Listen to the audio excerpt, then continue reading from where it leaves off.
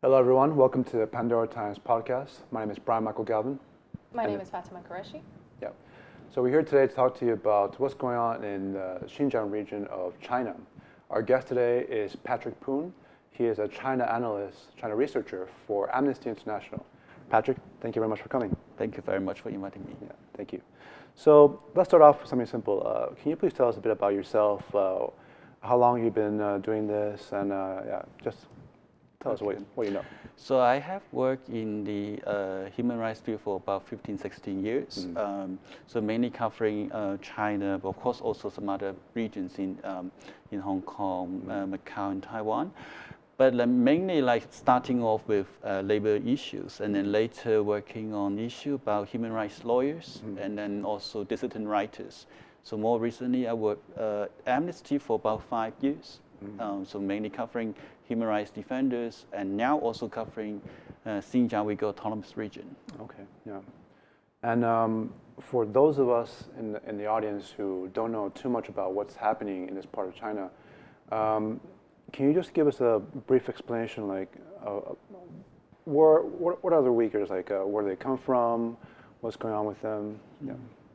So basically, for Uyghurs and some other ethnic minorities in the region, they basically can be described as Turkic Muslims. So they have very similar ethnic backgrounds with people in Turkey and some other Turkic countries. They have been really in the region for many, many years. So the issue is because after the new China was in place, in 1949, they were assigned, particularly in that region. So very much they claim it to be as autonomous region for the Uyghurs. But how autonomous it is, that we have to question how autonomous that means. Just like Tibet, just really how it means by autonomous in Chinese government sense seems to be very much restricted. So in that region, people actually would say they have special ethnic policies for them, and they actually would have something giving them some benefits on how they can develop their economy, etc. But in recent years, we have heard more and more stories about how they have been cracked down by the Chinese authorities just because of being Uyghurs or being Kazakhs. So that's something really worrying to see how the government in China has been seeing these ethnic people. And currently, can you please tell us about what's happening to the Uyghur Muslims who are living in Xinjiang right now? So since 2017, early 2017, we have heard many, many stories about them, saying either they have lost contact with some of their relatives in the region, or some overseas Uyghurs also told us that they have lost contact with their family members in the region. And then later they find out that their relatives there told them that the persons have been detained in a so-called re-education camp. And actually what happened inside is still very much mysterious. Only very few reports about what happened to those people detained in those camps. Actually, they would be required to do every day. And then also there were some reports about torture and ill treatment in those camps as well.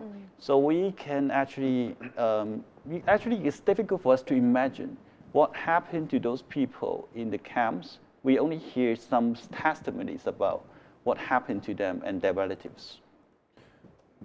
And when it comes to the evidence of how these re-education camps have been known to the wider international community, how do you think the government, the Chinese Communist Party, is framing this exercise as?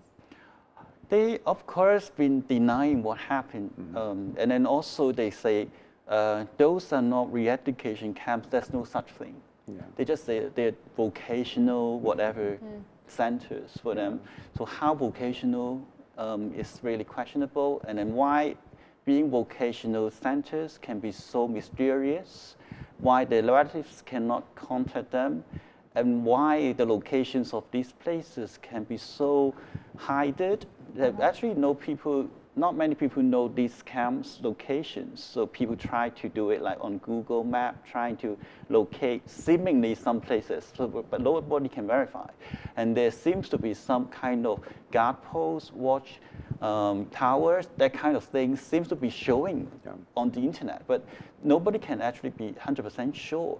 So the whole mystery only shows how restrictive the situation is. Otherwise, difficult to explain why it's so secretive. Yeah. Right, and just real quickly on the issue of the, how do you verify data? There are also no known data on how many people have been detained in the camps as well, but there are a few numbers being floating around, about 1 million Uyghur Muslims. What are your thoughts about that? Well, exactly, like for Amnesty, it's really difficult for us to make any claims about how many people being detained there, because exactly the reason is difficult to verify the numbers. So that's why we find it's very, very difficult. And then also the numbers that 1 million, some people say 2 million, some people say even 3 million. Exactly. The problem is like, because the number itself can be also considered kind of like state secret. Otherwise, there's no way that why there's such a number can be so difficult to get confirmation. And then also location, number of people, like Uyghurs, how many Kazakhs, and how many other ethnic minorities are detained in different locations, or whether actually they detain in the same location, but in different cells. That's something is actually like we don't know much about, but it's based on the information that we've heard. It seems to be very likely they all detained in the same location, but they were separated in different cells. Right. So that's the testimonies that we have heard from people who were previously detained there. Seems to be the case. Yeah, and here we have a report from the New York Times on August 13. Basically, it says here, Gay McDougall, a member of the United Nations Committee on Elimination of Racial Discrimination, spoke of the region on Friday as becoming something of a massive internment camp with mass detention, re-education, and disappearances.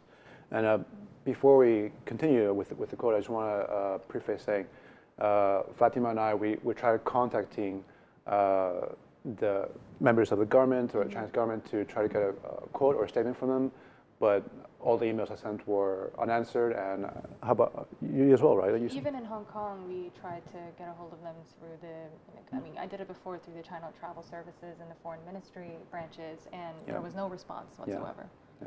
So, anyways, let's continue here. The article continues by saying, there is no such thing as re-education centers, according to Hu Lianghe, the senior Chinese Communist Party official.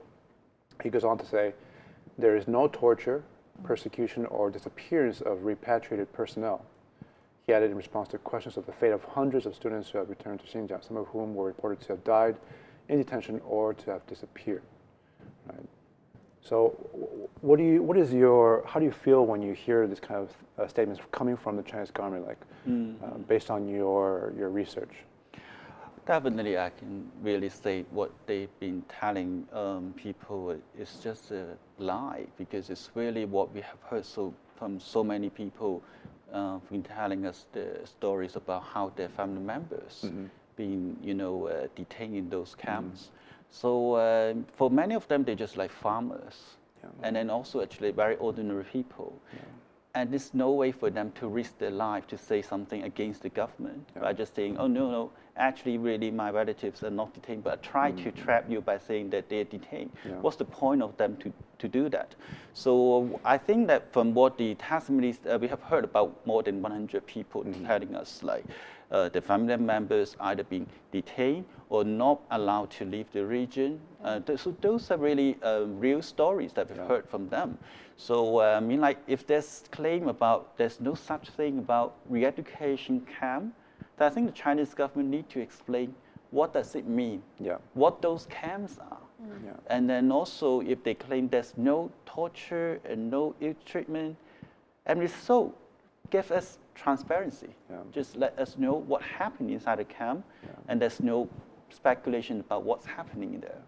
Even news about the deaths are covered up as well, and there are some alleged cases of deaths occurring at these camps and being kind of covered up in a sense, right? So I'm interested in. So you've said you've personally spoken to the families.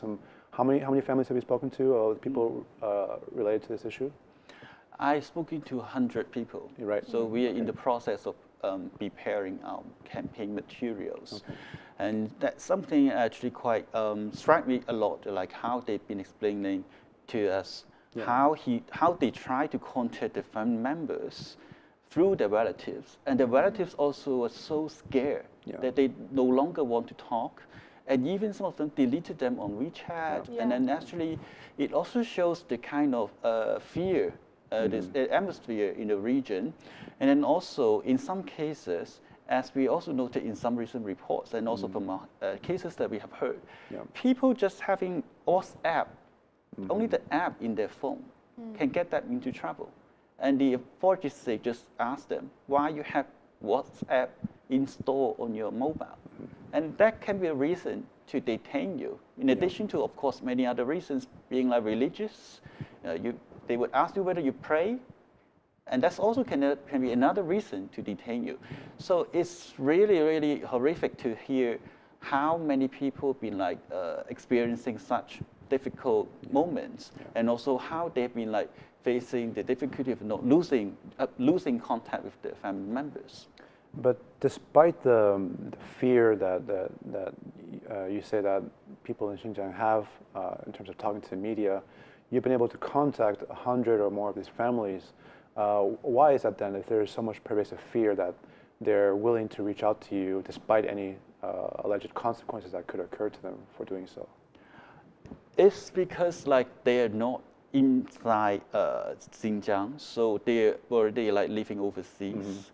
And that, of course, there's already some kind of distance that they can talk to us, not really associating so much fear. But of course, still, some of them are very much concerned. They didn't want us to publish the full name. So it really shows how they find like, I really have no choice. I'm really desperate. I really want to tell you what happened to my family members. I hope that you can tell the world what happened to my relatives. So I think they also sense how difficult and how risky the situation they could face. But you can see how people facing such a desperation, and then they really want to give more and more information for you to release. So you know, all of these very high-tech surveillance systems that are being employed by the government, both in China and outside China. Could you give more context about how are they intensifying these use of informers and cameras and the collection of data, you know, extrajudicially?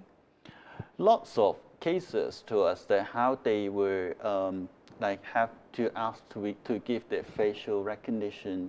You know, also they said like they have to give their fingerprints, and then also they actually a number of times they told us that they need to get naked for them to take pictures of themselves, even during interrogation.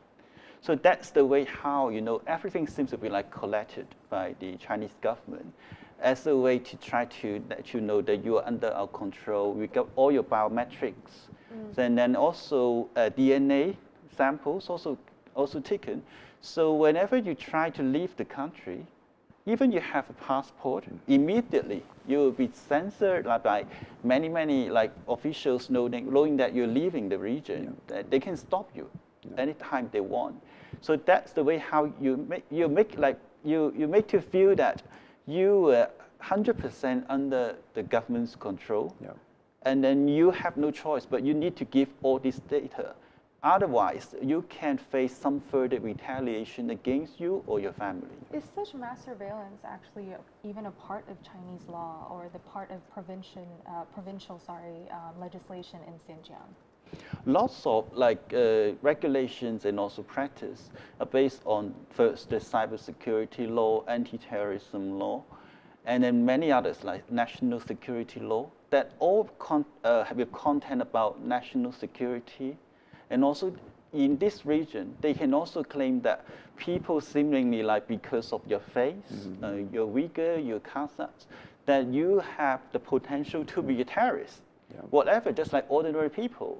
you just have to face that you can really be considered a potential terrorist.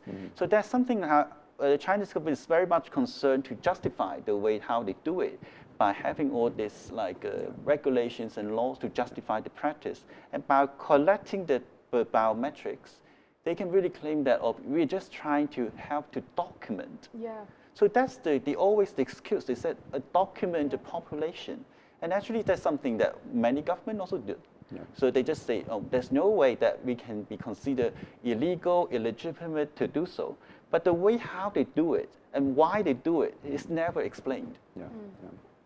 Even though such documentation has never happened for the Han majority and all the other ethnic groups that are living within the entire country, and just targeted to Uyghur Muslims. And what do you think is the response of other ethnic groups, especially the Han group in all of China, towards this? Because now they're even asking other people to, have at least be informers to them, like in case there are some suspicious activities of people growing beards or wearing headscarves, and you need to immediately report to the authorities. And how are they reacting to this? Exactly like you see in China, because it's predominantly Han. So they try to really make the ethnic minorities to feel that you need to do a particular procedure and then to record the biometrics and other data, like whether there's social credits, etc. Then we really make them feel like really the ethnic minorities are really special, but they are also something like part of the Chinese nation. So they need to submit information about themselves and their relatives.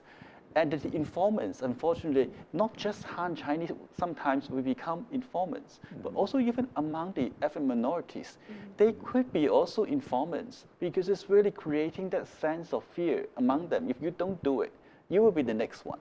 So it's really making things worse. I mean, like in the past few years, especially since Xi Jinping came to power, the idea to have more control, to exert more control, and they also more enactment of new laws on national security really make things even worse. Yeah. Yeah. I'm interested in the campaign that you said you're working on. Can you tell us a bit more about that and what it's trying to achieve? I think we have seen so many reports, media reports, and also research on the issue, and there be also some testimonies about people how they've been facing the difficulty. And now what we try to do is, after hearing the testimonies that we have got from people, that we want to also to showcase what are the major issues they're facing. And also what we see is still not many people around the world have been taking action to try to help. So far, of course, we're trying to pressure the government. The governments can do something, but actually we also believe that people around the world can do something to help to change the situation. Like what? Like by taking action together to try to push the Chinese government directly, stop doing certain actions, and then also to stop the Chinese government from feeling that there are no people around the world are concerned about, and they just have the excuse that only other governments are trying to use the issue to negotiate with them in trades, etc. It's not the case. It's actually people around the world are concerned about the issue. So we're trying to do that. I mean, for amnesty, it's something we want to have people taking actions to the government concerned and try to really change the situation. Okay. So which governments are you pressuring more of? Regional governments in the Asia Pacific, or governments around Europe, or even the US? Definitely, that would have, because we have sections around the world, so we want to really influence each government, and also in particular, of course, also the Muslim countries, because so far we have heard so little from the Muslim countries, and then also on the Chinese government directly. I think we believe in really people's power, people can take action to change the government. That, of course, is a very long process, for such a big and powerful country like China. It's not something can be changed the next day, but it's something that we need to believe in. When people hear these kind of stories, they would have really strong emotion about a case, and then they would take action to ask the Chinese government to stop because it's really against humanity. It's really, you detain people in such situation, but still claiming that you're just giving them vocational training. So it's something really ridiculous. So I think that people would really understand more and more about why they need to take action in these cases. Right. Well, it's interesting that you mentioned the muted response from governments across the world. Also in the media as well, like only recently in the past couple of weeks have we started to see more and more media start to report on this issue because as far as I know, we've been having reports streaming in, trickling in for the past year or so, or before that even. But only right now are people really starting to pay attention to it, including governments around the world. Why do you think that is? Why did it take so long for it to get to this point? I think there are two major points I think that we can think of. Like first, the stories coming out from those regions, actually people would still feel very much scared, like if they want to talk about their family cases. So that's really takes some time for them to get really ready to talk. Then also for reports to get more information, that you need to have like state leaders or important people to make comments about the case. And you see in the past few weeks, since the UN committee, and then also like the US government, and also some congressmen, etc., they've been making comments about the issue. So with the media attention and also with such kind of development, that there's a possibility to talk about the issues more in depth. And now more people are coming out to talk about their families' cases. And I think that actually can continue because it's really people who feel like they're so desperate and they feel like already some attention out there. They really want to have more attention. Do you think maybe there could be economic elements to the lack of attention it's been receiving so far? Maybe perhaps due to China's expanding influence, economic influence through initiatives like the Belt and Road infrastructure, and for example, in Europe, all the investments they've made. Could that influence the muted response that we've been seeing?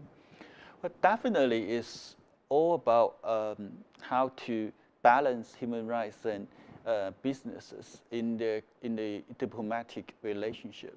So I think actually it's really important to see how some of the countries in the One Belt, One Road, initiative, they're reacting.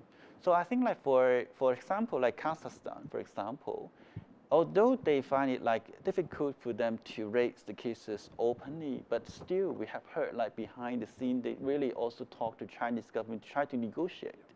So they also try to get some people out because some of them are really their nationals or they have green cards. And so I think that situation can change by really reminding them how you need to deal with China when you really also deal with like not just making business, but also at the same time what China's action can also affect your nationals. So those are the things that all these countries need to think about. I think nowadays, even also for US and some other countries, they also realize that they need to address these kind of issues. And they also raise those issues when they meet with the Chinese government. So these really been changing, yeah. Right. And I mean, now that you mention also the balance between human rights and businesses, that many bilateral relationships between China and other Muslim countries especially are trying to at least, form and reform year by year. One really key example that I come across, especially reported in the Reuters report, said that when President Erdogan of Turkey, he first condemned the riots and also the murder of over 200 people in 2009 in Urumqi. He kind of walked back on that statement, and just this year, in fact, the Turkish Foreign Minister Mevlut Çavuşoğlu, he vowed to cooperate and stamp out what he says, quote unquote, anti-China reports. So, now we should even take into account Turkey's own human rights record of incarcerating journalists after the coup attempt. So what do you say about this hypocrisy of some of these Muslim states like Turkey, who are taking a very strong stance on the Rohingya population, on Palestine, but not so much on the Uyghur Muslims that are literally just bordering on their country? I think it's all about how the diplomatic circle been trying to negotiate some win like in certain areas. So of course, definitely I agree. Even like during such conversation, negotiation, there's always like difficulty to get everything on the table. So I think maybe, so that's why I mentioned that maybe like some kind of like behind the scene quiet diplomacy that would also bring things, some changes. So, but of course, it's always difficult for us to see from outside what really happened during the negotiation. So I think all efforts count. And of course, I definitely hope that all governments can raise cases and issues openly, wherever possible. Then definitely they need to see that it's their international obligation to do so, because when it comes to your country's nationals, or actually people who are now in your country seeking help on those cases, and there's no way they can turn them away. Like in Turkey, definitely you have already also got some cases of Uyghurs who are trying to seek asylum there and also trying to get some cases heard in the country. So I think there's no way they can just say like, oh, we don't have any information about such cases. There's no excuse to say that such things doesn't happen. So I think really more countries, they need to realize that if they try to avoid the issue, they are going to be the one to be hurt eventually, because it's going to be like the China's dominated mentality and ideology would be conquering the world. That's something that would they want to see. So I think eventually they would not want that. So I think at some point they really feel they need to push back. So I'm hopeful that really situation can change. For me, it's an interesting situation. Some analysts have looked into the issue, especially in that region, with the Xinjiang region, and part of the importance of that region is related to the Belt and Road, especially as part of the ancient Silk Road, right? Some analysts have said that perhaps the reason why Beijing is cracking down so hard on potential terrorism there is because they want to maintain strong influence and in terms of security in that area to avoid anything from going wrong in their Belt and Road initiative, right? But as they expand, especially through the Middle East, isn't there a danger that, first of all, as other extremist groups learn about what's happening in these camps, but also as Beijing keeps going through the Middle East and creating more infrastructure setups, isn't there a chance that Beijing would be dragged into armed conflict to protect these investments and these outposts around that area? So I think like that would be an issue about how the heavy crackdown on the particular group of ethnic group would actually eventually would lead to more violence. Yeah. Because what the Chinese group think of is to exert as much control as they can in the region, and also on those particularly larger ethnic minorities like Uyghurs and Kazakhs. But it doesn't mean that people would always stay silent, because up to a point that they can no longer endure, and they would fight back. And actually, it would bring up more unstable situation for the Chinese government. So no matter how much they want to have stability there, their measures being taken there only would end up in more violence if they continue with such measure. So actually, I would think like the neighboring countries, or also like the countries of the One Belt, One Road initiative, they need to think if such a crackdown continue in that region, would really bring a kind of stability for them as well. No, I think that would actually they would need to think about how to ensure that they can actually convince China to stop it, because that's the way to stop instability in the region, because otherwise you can really end up really in a mess. And what So we discussed what was going on and how it's developing at the moment. But for those in the audience who are not really sure about the situation, or maybe you're learning about it right now, how did the situation get to this point in the first place, right? I know some reports have talked about how 9/11 was a trigger, was a turning point to how China dealt with terrorism, especially in the Muslim community, in terms of extremism. What do you think about that? Like, how did we get to that point, and what influence did 9/11 have on that outcome? I mean, like for the 9/11 incident, of course, definitely gave the Chinese government an excuse to put up more control in the region. Yeah. And then also there are several other incidents, like the 2009 incident in Urumqi. Yep. It also make them feel like, oh, so many people gathering, and they really know about stability. Well, what happened there? Sorry to interrupt. So that's something like in 2009 July.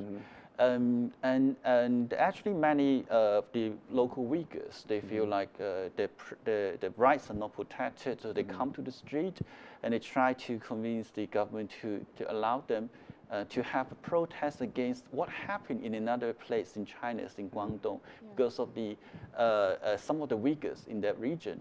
They got into trouble because of some of working conditions, and then it ended up in quite a violent resistance.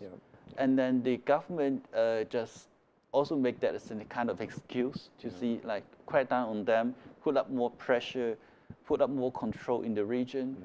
And then also later, and another chopping incident in Yunnan that also involved Uyghurs.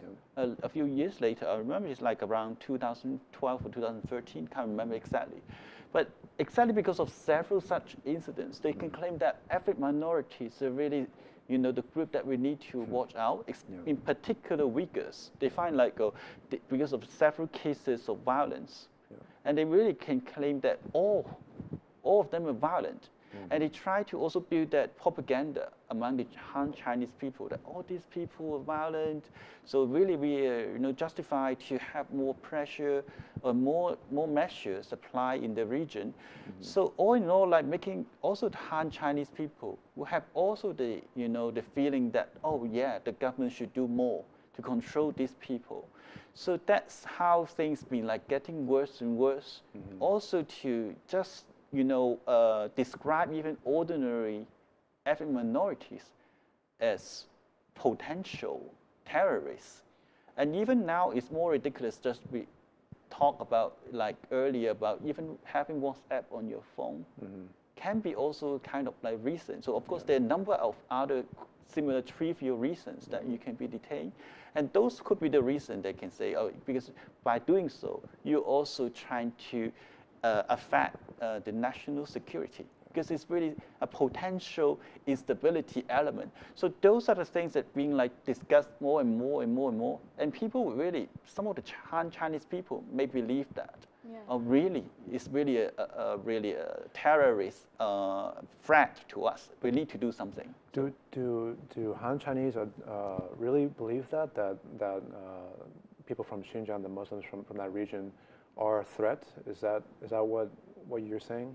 Some people, I think, like, because also it's difficult kind of like to estimate how many people, but the general sentiment would seem to be like, they say, actually it's not an ethnic a minority issue. You see, like we have so many benefits for the ethnic minorities, and already they already get more benefits to develop the economy in the region. And then why now they doing this kind of things against the government? So, but they may not know like how these people been like detained in those camps, how they've been separated from their families overseas, etc. So I think what the kind of information they get would be very much distorted.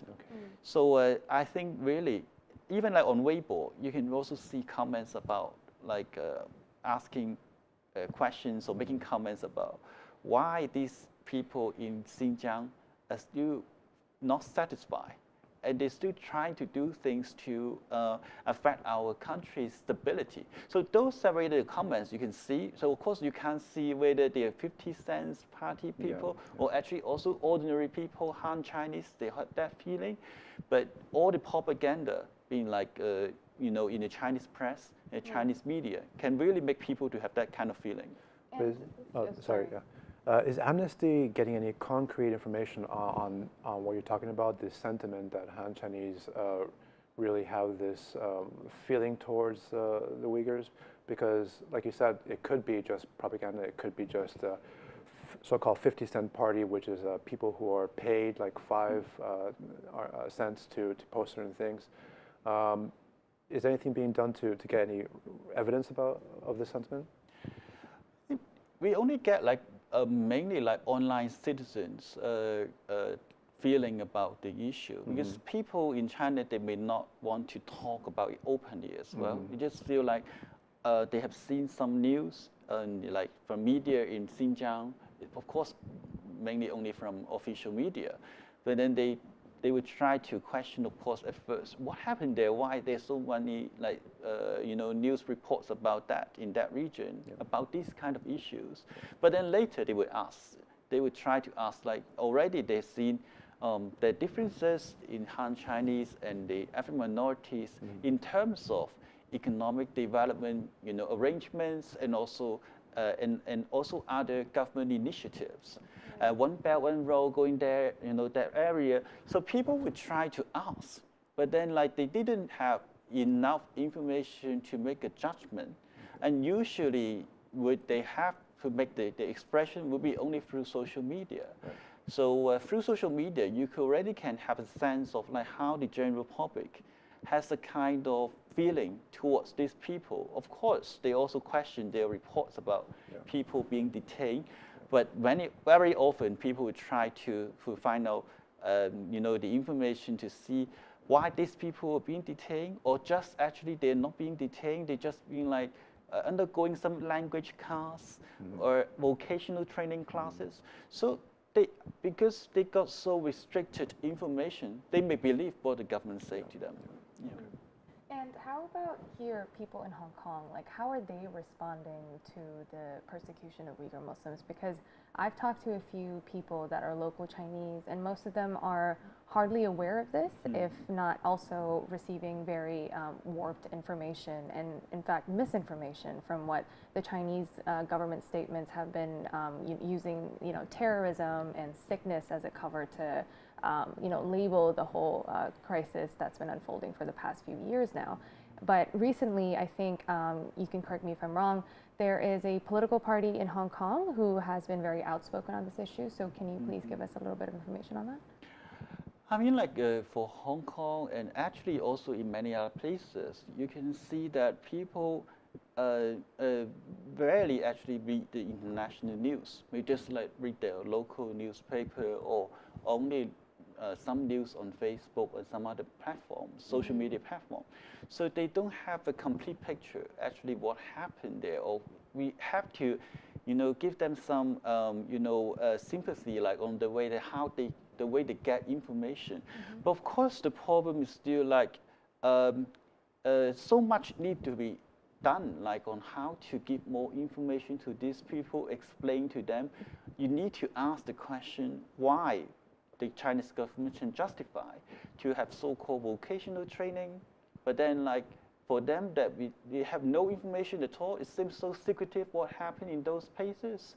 And then how sporadic the issue is, how many places in Xinjiang have such camps in Xinjiang. So those are the questions ordinary people usually don't ask. So I think for such an issue, it's such a complicated ethnic minority issue that many people just feel like, oh, I don't know, I don't want to understand because it's too difficult. So that may be the usual attitude to many people. And then for like political party that you just mentioned, of course they try to adopt the Communist Party line to say, really, those really potential terrorists. That's the way always they try to say. They're not saying like claiming they are all terrorists, but they can say like they're potential terrorists because they're ethnic minorities and they're Uyghurs. and they're Kazakhs. And so there were reports about like Uyghurs having some kind of violence.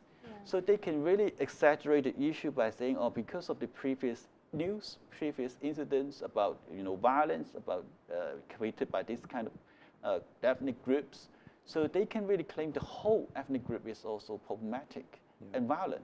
So really they make the whole thing very difficult for us to explain to people. So I think that's why we said, like at Amnesty, we think that we need to do more, really to tell people why they need to question the Chinese government's actions and measures in the region. And are you having these conversations with the Hong Kong public in both English and Cantonese so that they are well informed about this?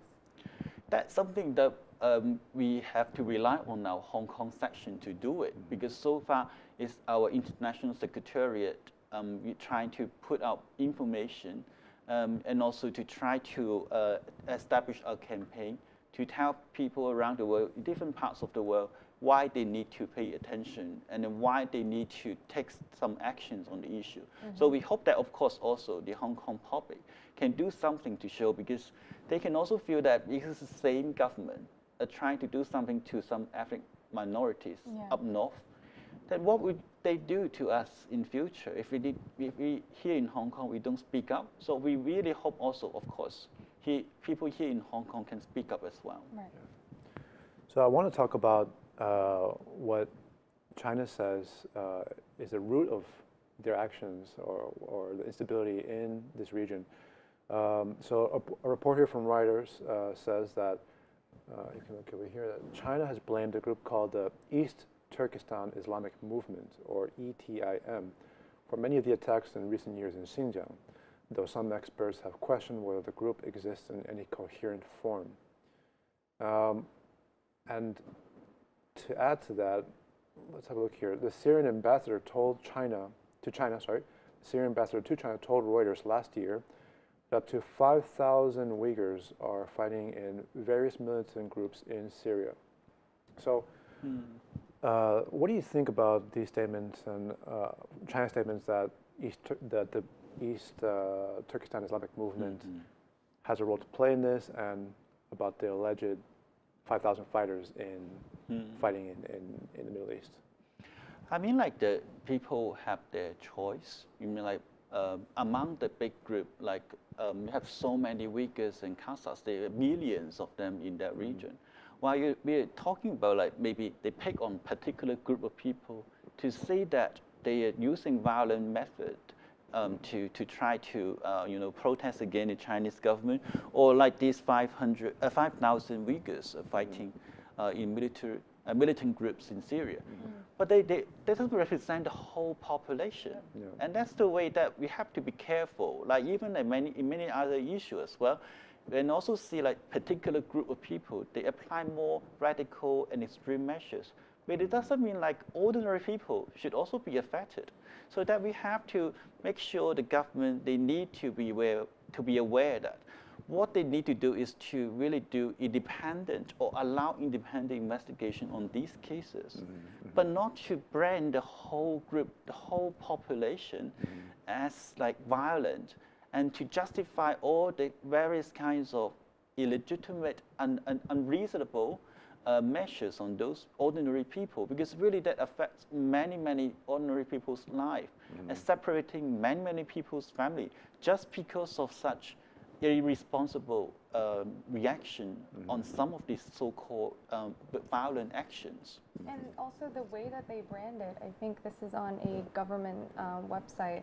It's in Chinese, but they said, and I quote, "Anyone infected with an ideological virus must be swiftly sent for the residential care of transformation through education classes before illness arises." So just like, talking about this under a pretext of being sick and having a disease of a radical militant fighter, I mean, why do you think that the government is employing such a strategy? Because it's this group, this East Turkestan Islamic Movement, has been universally designated as a terrorist organization, even by the U.S. But there's very little known fact or data about even the existence of this organization now. So What do you say about this? You know, just especially since since all of these other militant groups that have been rising up in the mainstream media lately, like how do you exactly navigate that, and what should all of these people that are reading the reports, how should they react to this? Well, definitely, of course, in many war-zone conflicts, that there will be groups that involve that would be in question. But then, like, definitely, we need to be careful about is not to associate them with everyone in that ethnic group, because that's just so unfair to other people. Just like cases that we heard from Kazakhs or like from Uyghurs, they're just like farmers in the region. And for centuries, in fact, the whole family for centuries, for generations, they've just been like more ordinary farmers, or like just some animals they're taking care of, and they have nothing to do with this kind of militant groups. So we need to identify really clearly, if you're talking about those groups, then you need to particularly talk about them, but not to brand the whole population as terrorists or potential terrorists. And because that can really create a really long-term problem. Like if you really create a sense of like the whole ethnic group is potential terrorists, then you can really justify your way of ethnic cleansing, just like what the Chinese government is trying to do, or try to indoctrinate them by asking. Also, like we have heard stories that people who were detained in the camp, and after they released, they said like, I saw. They were like they're young people, so they already know some Chinese characters. They don't need to learn, but they've seen like some old ladies being detained inside. They were asked to learn hundreds and thousands of Chinese characters before they're allowed to be released. So you can see such measures would only mean like how you try to brand these people as not being Chinese. You try to synthesize them, try to make them Chinese, so that they no longer have their own ethnic minority identity.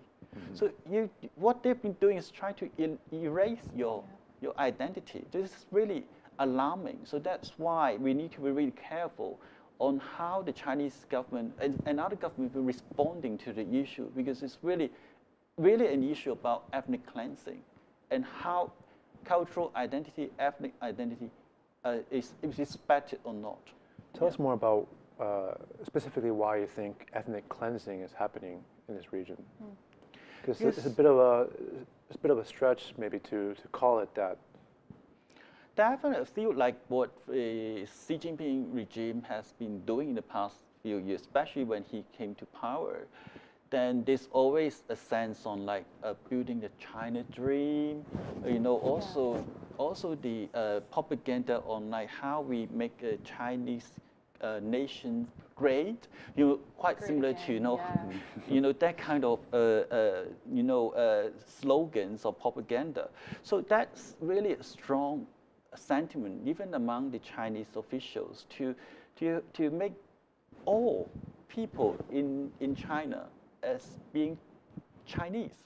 So we have 50-some ethnic minorities in China, but they don't really emphasize the differences, but they emphasize that you are under this Chinese nation, so you all need to be adopting the Chinese Communist Party's principles, and even like you need to sing the national anthem, etc. So it's really very much about brainwashing you to accept that you are more Chinese than your own ethnic minority identity.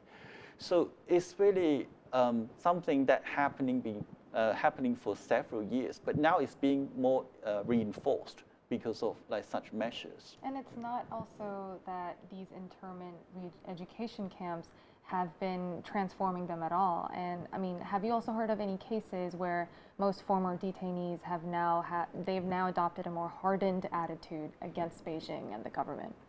I have heard many of them. They said like many of them like just also already escaped and then moved overseas. They already said I never want to go back.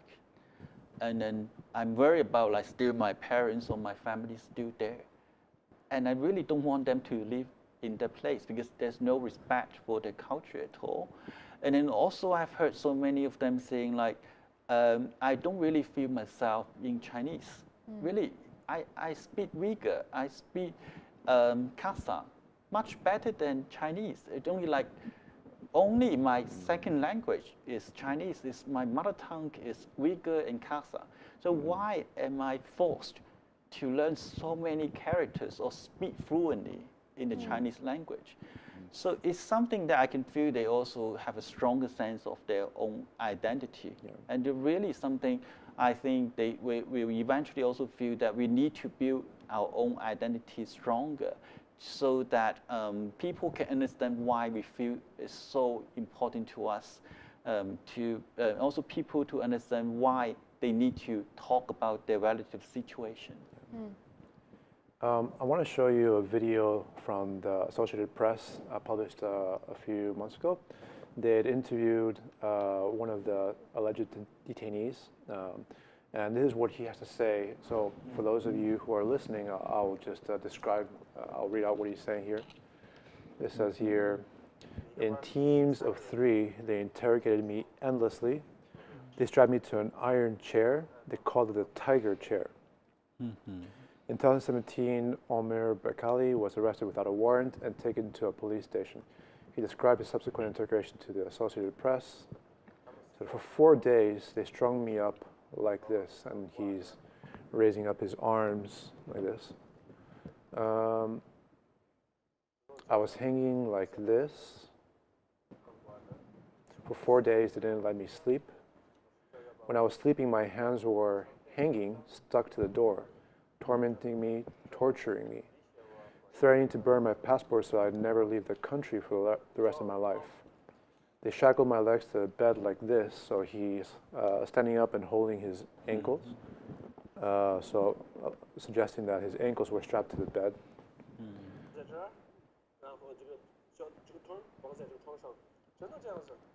I couldn't move at all. I couldn't stand up.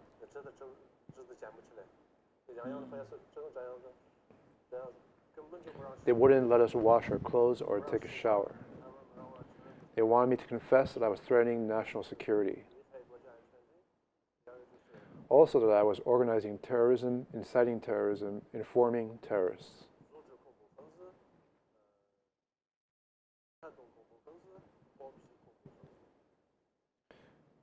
After nearly 7 months, Bekali was released from prison and taken to a political re-education camp.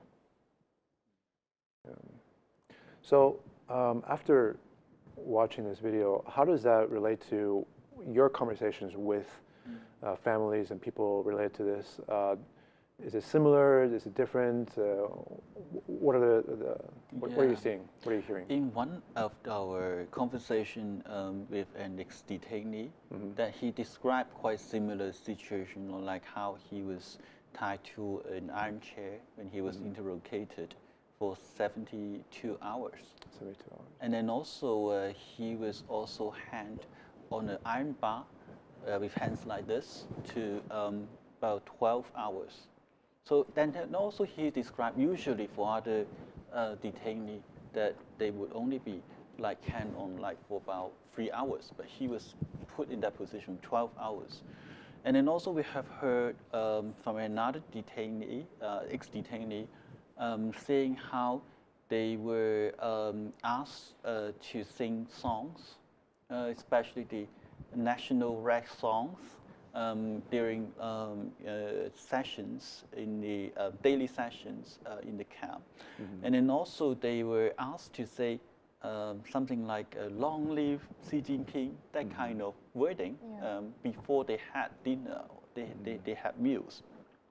So of course different camps may have different situations, but the common thing is on that you questioned for quite a long period of time at the beginning to make sure that you understand that you are now under control, and then actually the coercion really is felt by the detainee.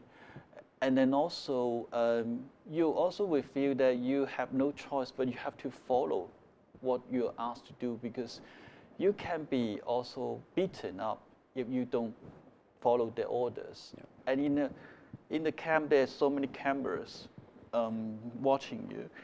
But then if you're beaten, then they will take you to another office. That no camera around to beat you up. That's something what we have heard from another ex-detainee as well. Yeah. So I think like the kind of the sentiment and the atmosphere in the camps very suffocating, and they really also. One of them also said that he thought of killing himself at one point because he couldn't really endure any longer. So I mean, like these are really sad stories and terrible stories they have heard, and I believe there are many, many more because only a tip of the iceberg. That maybe many other people who are not willing to talk about the case, or they're so scared they still don't know how to tell us about the testimonies. Mm-hmm. So I think these are the situation that we need to ask why for. The Chinese government can they still claim that there's no existence of such camps if people who experience that are now trying to risk their own safety to try to tell what happened to them. So definitely we need to continue to ask the Chinese government to explain really and to be transparent, and also need to ask them to ask independent experts to go to the region to do investigation. Yeah. Is that something what the UN committee also asked the Chinese government to allow them to go there to do investigation? Right, and if we even refer back to Bakali's case, he first talked about his imprisonment, and he stayed in prison before he was transferred to a political camp. What many of us, including myself, don't understand is that why are these formal criminal charges being imposed against them? And I think if we pull up the figures by the Chinese human rights defenders, right here, in fact, and what they said was that in 2017, 20% of all arrests nationwide happened in Xinjiang. So the criminal arrests happened there, only in Xinjiang.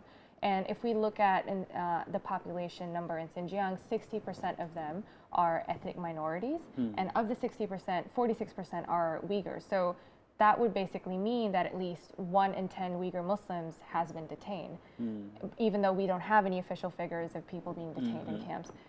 What a lot of people don't understand is that what are their grounds of incarcerating people who don't have any criminal history, any criminal record?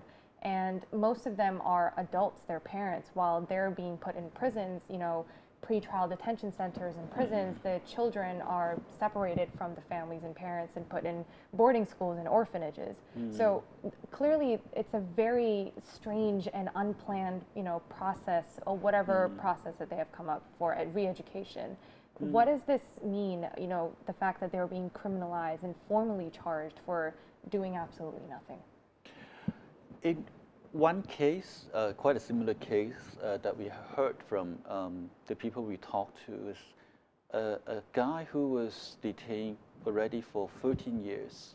And then exactly like for very weird charge about like espionage. But he's a farmer. It's like kind of weird for a farmer to be a spy, whatever. But then like his wife was so desperate to talk to us.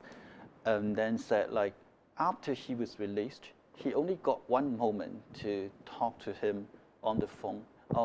He just said like, I've been released. I'm just on my way returning home. And very quickly, just next day, her relative told her that her husband has been taken to a re-education camp.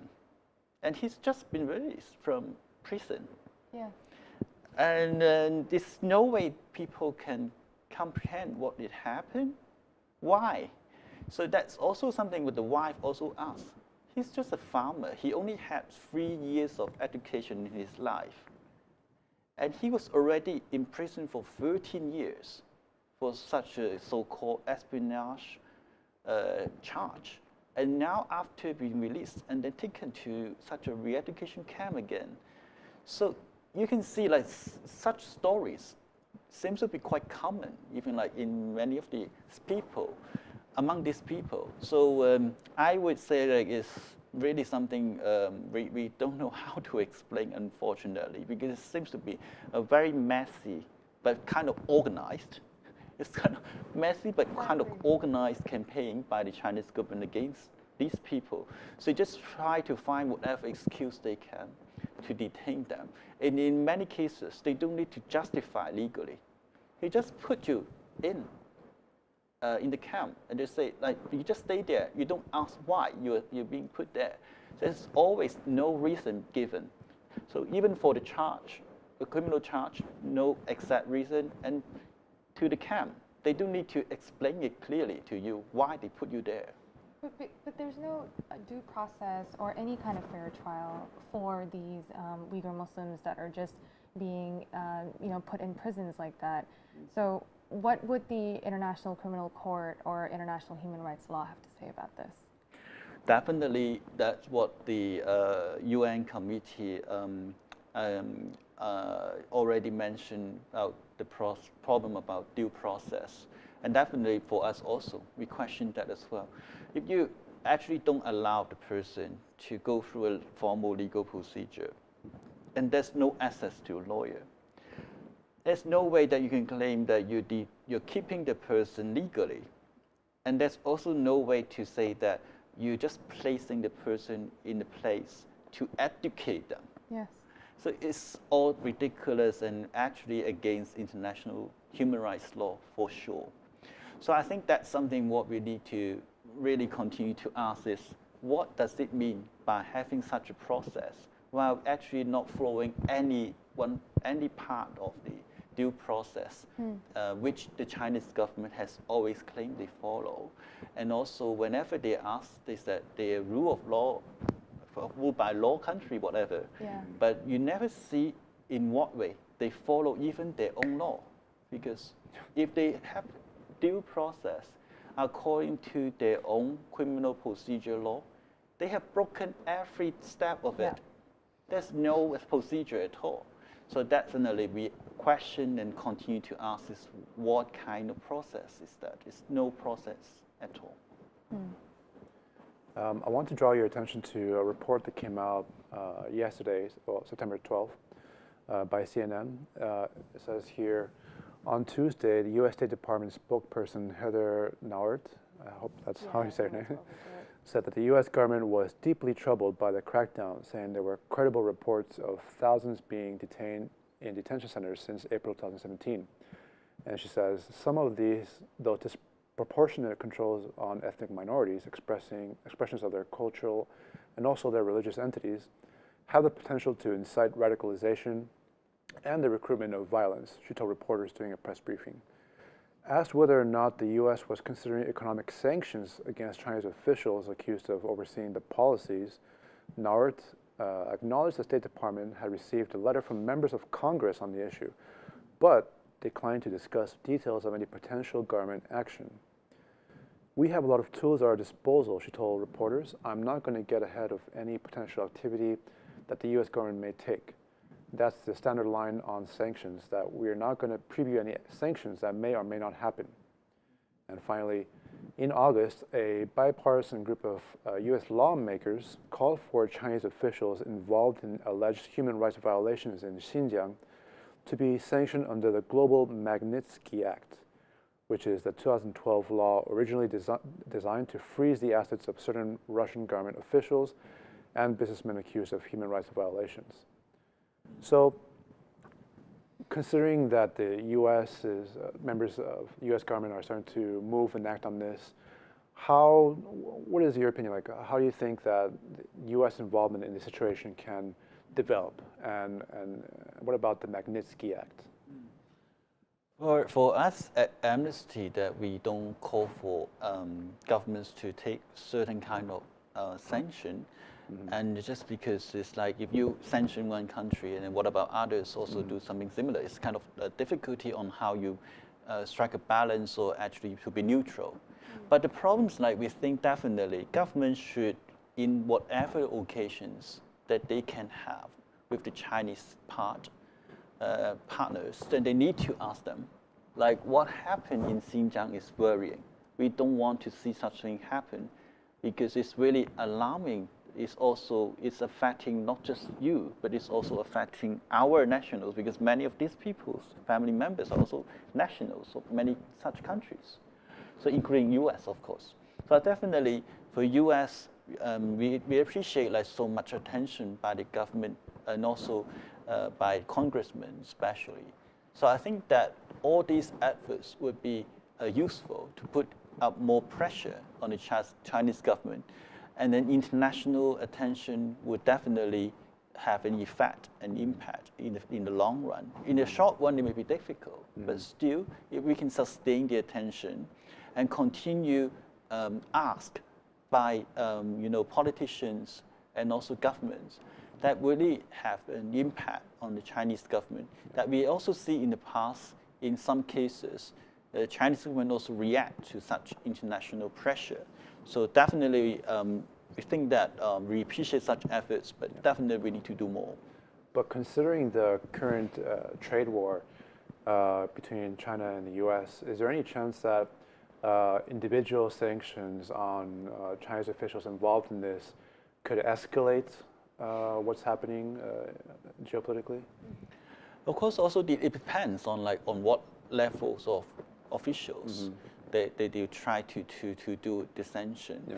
So that's why it's something that we at Amnesty also find it not easy to have an answer, like whether imposing really a sanction on certain officials would really have an immediate effect. But definitely we appreciate such efforts, like in the way that it is part of the international pressure. Then it really, in the long run, that we have really on a strong impact on the Chinese government and the officials responsible for these acts to stop the actions against these African minorities. Yeah. So definitely we call more government to do the same. Yeah. Okay. Is there any danger? Do you see any signs of stopping in terms of the Chinese government's activity in this region? Like, what is their end game? What is their end goal? Like, what do they plan to achieve, in your opinion, by doing these actions in this region of the world? Like, if we just kind of look into the most extreme case, do you think, from your reports and all the other reports that are being put out, that they're trying to drive out these millions of Uyghur Muslims from the region, or are they just trying to imprison them and completely brainwash the Uyghur Muslims to become part of the propaganda majority? Yeah. Yes, there's no way they can remove them because they've been there for centuries. I think it's always a difficult issue for the Han Chinese, predominantly Han Chinese government to deal with African minorities, because many of the regions, originally they have their own, history. And it's only because like the nationalist government in 1999, and then later the Communist Party came to power in 1949, this region become really technically part of the term China, only since then. So because of the historical background of these places, it's always been difficult for them to just remove these people from the region. So I think the most they can do is try as hard as they can to assimilate them into the Han Chinese population and to dilute their ethnic history and culture. It seems to be what they've been doing, really have this attempt to try to make them feel you're more Chinese than your own identity. So you just accept this Chinese nation, be part of it. So we work together to have our China dream. So you're part of this. So you don't need to worry about your own culture. You don't need to worry about your own identity. You just make yourself to be part of us. So that would be really the main goal the Chinese government try to achieve with all these measures.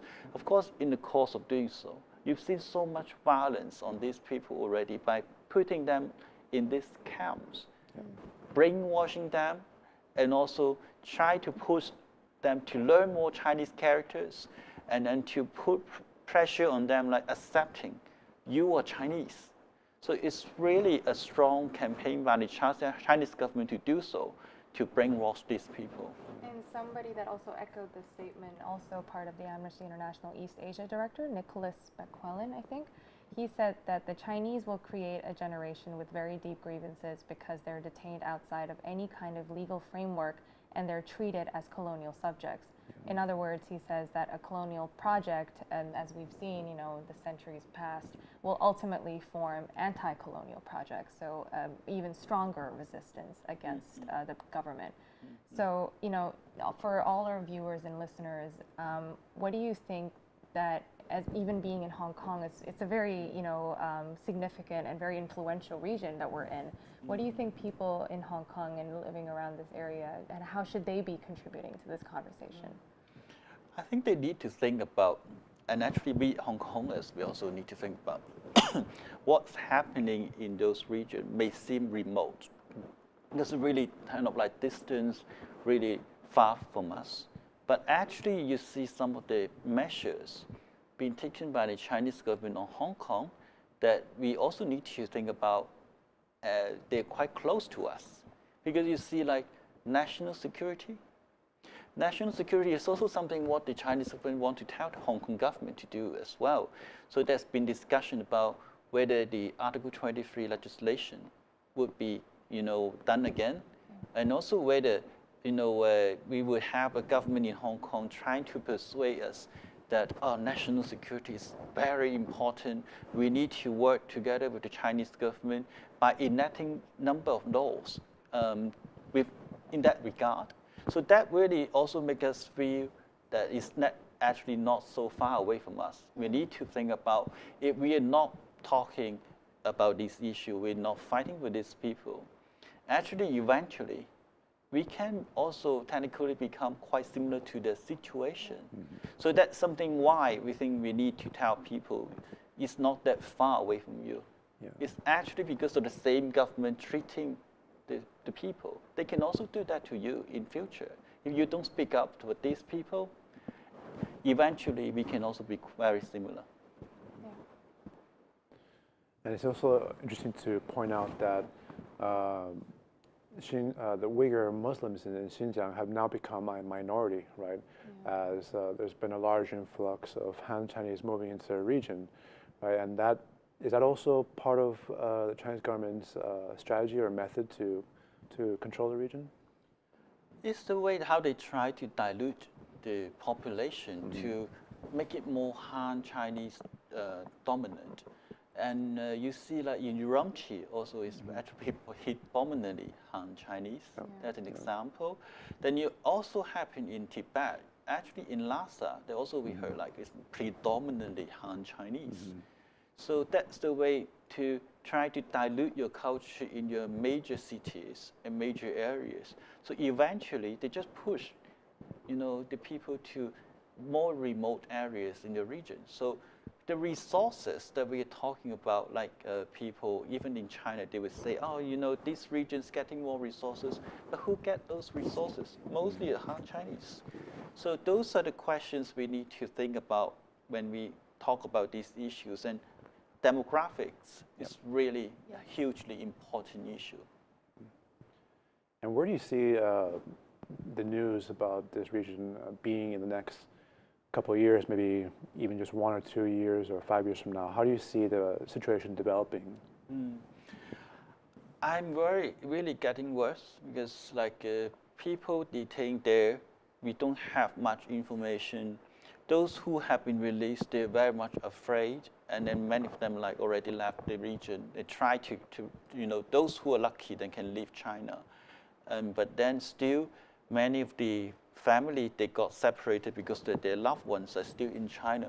So I think the government would still continue the campaign until they can achieve the goal of making people in the region to be really very much brainwashed. So after they have done, this measure, and they find the result that actually people no longer question about such measures, and they really find themselves being successful in the campaign. So I think that it's really the next few months, even next few years, would be a critical moment for us to see how we react to this campaign. So if it can be a stronger reaction on the issue, and China may stop, and eventually they have to give in to the stop. Otherwise, you will really see a very bad situation maybe, where everyone or most people in this region will become really indoctrinated with the Chinese government's mentality. And just drawing on actually a very prominent case, I think this was a migration court in Sweden where the Swedish Uighur Committee and Amnesty International were heavily involved in. They've been putting a lot of pressure on the Swedish government that's actually, who tout themselves to be like they uphold democracy and human rights. They're the ones that have this open door refugee policy. But there's this one single case, in fact, that has really set a precedent across the EU.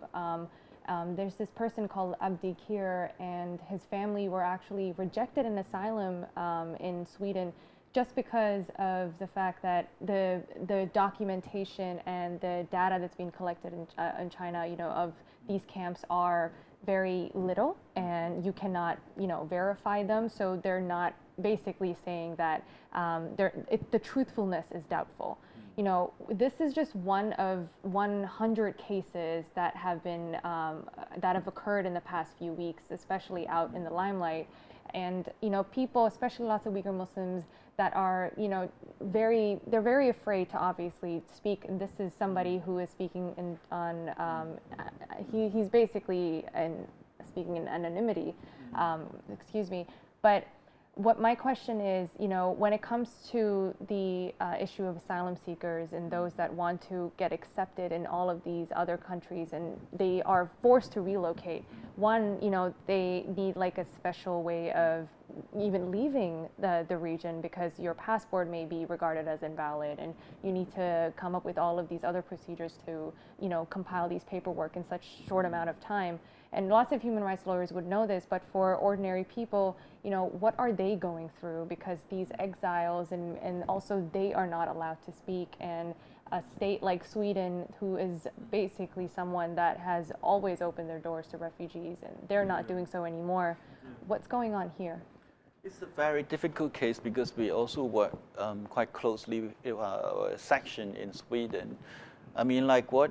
The section has been giving a lot of information to the government of Sweden and also the court to say to them, like, see, we have got credible information about people how they've been being treated in the region, in Xinjiang. And then also, if they send back, they actually face potential risk of being detained and tortured. So I think that's something we have been repeatedly telling governments around the world, if they return these people back, they really face serious consequences. But unfortunately, it seems to be the Swedish court is not convinced. So I really still wonder what they mean having really credible information. Yes. Well, there are already so many reported cases. And actually, even for Amnesty, we've been famed for being so conservative in verification of information. So if we can really verify, and the cases that we have heard of, and we gave them an idea what would happen to these people. So we still wonder why the court in Sweden would think that there not enough credible information to support the claim.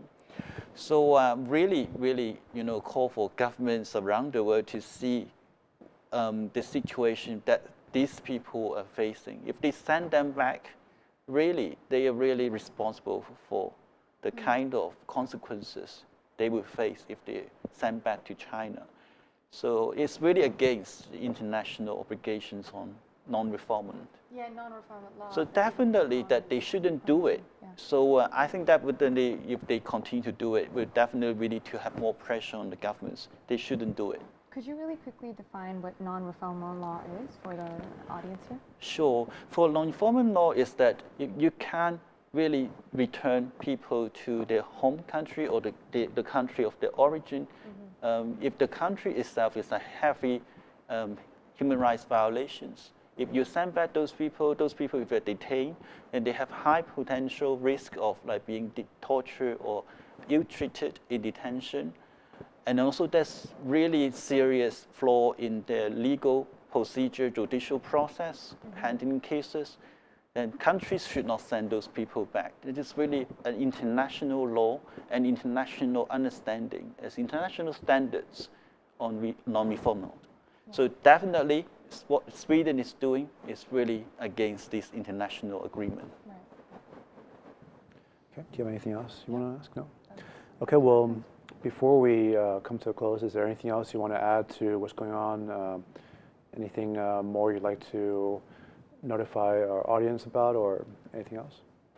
I think like definitely it's a very important issue that we are all talking about, really the serious cases, and it seems to be like in itself a very, very serious and a solemn issue.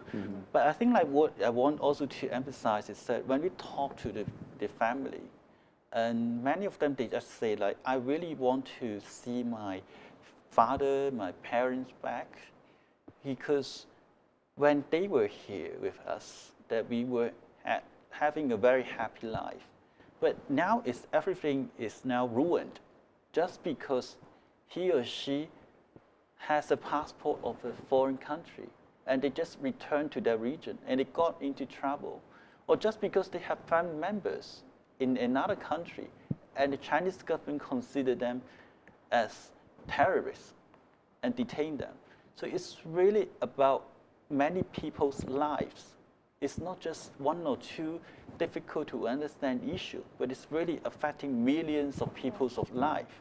So that really I want to, ask people to read these people's stories as many as possible to understand why we are so concerned about them.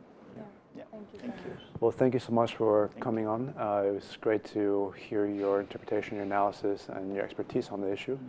And we'll keep talking about this issue and informing people who need to have it, to know more about it as well. Yeah. And how can people follow your work and where? Please go to our website, amnesty.org, and also we are very active on social media.